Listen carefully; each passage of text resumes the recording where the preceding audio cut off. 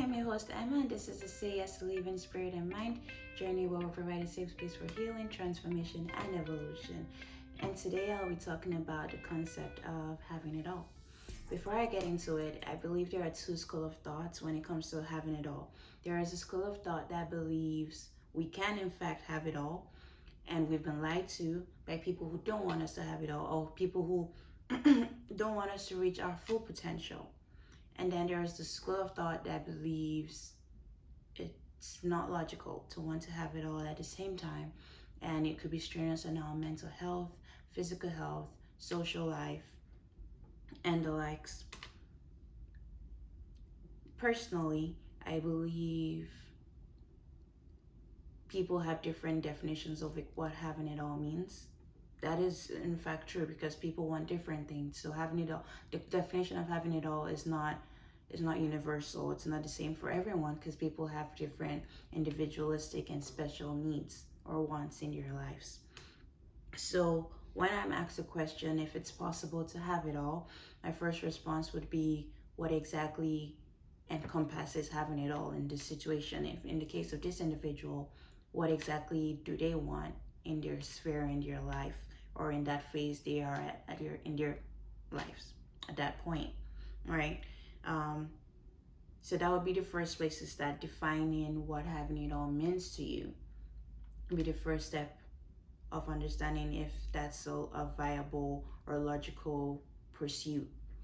After you know what exactly you want, you've written down or you've noted, however you note things, what it is that you want in your life for that phase or just for the rest of your life, you do your research. You see if there are people who have done what exactly it is you're trying to do and who have been successful. Now, I'm not gonna sit up here and say if you don't find anyone who hasn't been successful, that doesn't mean you can't be. However, doing your research helps you understand your chances at success, helps you understand what roads you can take. And I don't know if you've ever heard this saying, but there's nothing new under the sun. So just keeping that in mind, you know that there's a very high chance or likelihood that someone else has done what exactly it is you're trying to do. It may not be the exact same way, but it most likely is the same path towards the same destination. So just observing people around you, observing people who have been successful, and also observing successful people helps you know what exactly you should do and should not do. So it limits your chances of failure, and it helps you move faster, go ahead faster in life and stuff like that. So just understanding your chances of success with whatever it is you're trying to do could be helpful. And now that you've done your research with regards to that, you can ask questions around people who know you, who know your personality, who know the things you can and cannot. I mean, I don't want us going out there and asking people to define our strengths and our weaknesses, because that's something only us can do, and we don't want people putting their limiting beliefs on us. But there are people in our lives, family and friends, who know us well enough, who know our personalities, the things we can stand, the things we can't stand, our patience levels and stuff like that. So just asking questions and accessing, and you don't have to internalize the things they say, but you just review things from their perspective. If you have a therapist, you can also talk things over with your therapist as well, or with your life coach, whoever it is, and see what they have to say about it. Again, I don't want us going to these professionals or family and friends and encouraging them to put their limiting beliefs on us. I don't want us internalizing what other people say. Just take their words and advice and review. Take it under review, under analysis as part of your research for understanding if whatever it is you're trying to venture into when it comes to having it all would be something that would be good for you in the long run. So you take things under review, you assess people that have been successful, and you assess the words of your family, friends, and you do some personal work as well. You sit with yourself, you talk to yourself, you understand how you work better than anyone else does. So you just talk to yourself and see if your intuition and your gut aligns with your desires, your feelings and stuff like that. And if you're spiritual, you could definitely talk to God about it.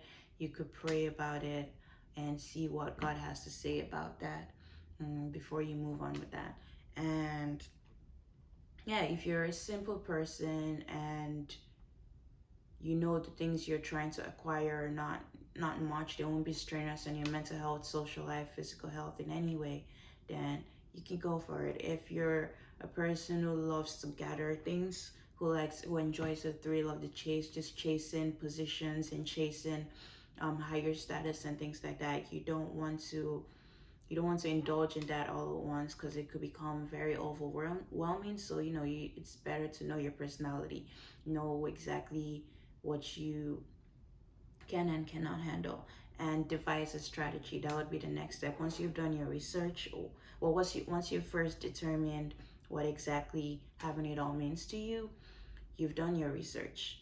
And now it's time to devise a plan from the research. If you ever found any successful people that were successful in doing what exactly it is you want to do, and now you know your personality, you've talked to yourself, you've talked to God, you sit down and you devise a strategy for getting to where you're going to.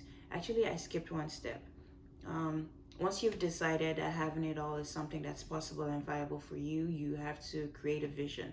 I believe that visions should come before planning, because vision is basically what helps you move from where you are, from point A to point B. It keeps you focused on where you're going. And vision is vision helps you eliminate distractions. Vision helps you eliminate distractions. So it's important to have visions, and I encourage visualizations, just lying on your bed in the morning or at night before you go to bed and seeing yourself where exactly it is you want to be, creating scenarios in your head. This is where having a very imaginative mind is useful, and it works for people. So being very imaginative and visualizing your goals, and also writing it down. You can on days when you're too tired or stressed to visualize, having things written down could be helpful, because you could just read aloud to yourself or read what exactly you have written down. So you visualize, and then you create a plan. You create a strategy for getting to where exactly it is you're trying to go to, or a plan for having it all. A plan that's effective and simple. I'm not a very big proponent of things being complicated. There's always a very simple, straight to the point answer for things more often than not. Like, there's a difference between something being simple and being hard. Like, the fact that it's simple doesn't necessarily make it easy. However, having too many complications can just be very overwhelming. We're built to be hardworking and to work and just to face challenges. That's something we can do. But when it becomes too complicated, and then there's just all these hurdles, then that's when it becomes very overwhelming. So the way to deal with overwhelm is to simplify. Basically, it doesn't necessarily mean it's going to be easy, but simplicity just helps you move better and quicker. So create a simple plan and be strategic about it. Work smarter and harder, both. You don't have to work either way. You can work smart and you can work hard, so you get to your point as efficiently as possible. Once you define exactly what all means for you. I'll give a very classic scenario of having it all. Having it all for a married woman, for example, could be having kids, having a job, being able to raise her kids while she's working, and being social, having a social life in the mix and stuff like that. Now, people don't see how that's viable, because you have to go to work and then you have to come back and raise your kids, and it's more like it's either the kids suffer or work suffers, or your social life suffers, or having a physical health or time for yourself suffers. So you could find a way around that. You could say start your own business if the 9 to 5 life isn't working for you. You could start a business that affords you time to spend time with your family, and you could also involve community. It takes a village to raise kids, right? I think that's what they say. You can involve community when you're tired and exhausted, and when you need to take time out for yourself. You could have friends and family or your partner just watch the kids for you while you do whatever it is you want to do. And you have to be disciplined with it, though. You have to, even if one of my mottos that I live by personally in my life is, especially when I'm sleeping, Even if all hell is breaking loose and the world is turning over and the apocalypse has started, I'm going to get my sleep. I don't, but that's personal. You have to be disciplined even with your rest and even with your time for yourself. Even if everyone is jumping off a cliff and you're the only superhero that can save them, once it's time to take time for you, you do that. And then, yeah, so just that's just an example of finding ways around getting the life that you want and having it all at a time if that's something that you really want. So just to recap, first thing would be to define what having it all means for you, because it's different for different people. And then the next step would be to do your research to see who has been successful and see what exactly you can incorporate from their lives. Part of doing your research would be understanding yourself from other people's perspectives, and understanding yourself from your own eyes, and understanding yourself from God's eyes. Now that you've done your research, you decided whether or not this is something that's viable and it's something you want to keep pursuing. If not, you can also tweak your goals to fit your lifestyle better. Once you've done that, you create your visualizations, because that's what helps you get from point A to point B and eliminate distractions. And you do your visualizations. You also write your visions down. You have a vision now and you have a plan. You come up with a plan, you come up with a strategy that is simple, not necessarily easy, but it's simple, because complications can become very overwhelming. You create your plan and you go after your plan. You see how the plan works for you. You stick with the plan for a couple weeks, a couple months. You don't want to give up too soon, because in the process you might have to learn new habits and learn new skills. So you don't want to give up too soon if it feels like if it's not working. However, if it's not worked after a certain period of time, then it might be time to change the plans or rearrange the plans and see what will be best for you. Either way, it's not going to be a loss, because even in the process of failing, you're failing forward. Failing forward basically means even in the process of failing, you've learned skills that would be useful for you in the next phase of your planning and strategy. You know what doesn't work now. You're better off. You are even in a position to give advice to people. So you're failing forward, you're failing ahead of your peers, you're failing ahead of people who haven't tried, and that's a good form of failure. So it's not a waste of time even if you try and it doesn't work at first. You just keep on trying, you keep on tweaking, and you're reasonable with your goals and your needs. And if you want to, you can involve friends and family so that they can keep you accountable, because we all need accountability from time to time, and they can lift you up when your spirits is down, and you just keep on growing. And then it's kind of like learning to walk. You crawl, you fall, and one day you stand up, you take a couple steps, you still fall, but eventually you walk, and it's to the point where now we're running and things like that. So things are more often than not slow in the beginning, and that's fine. That's all good and dandy.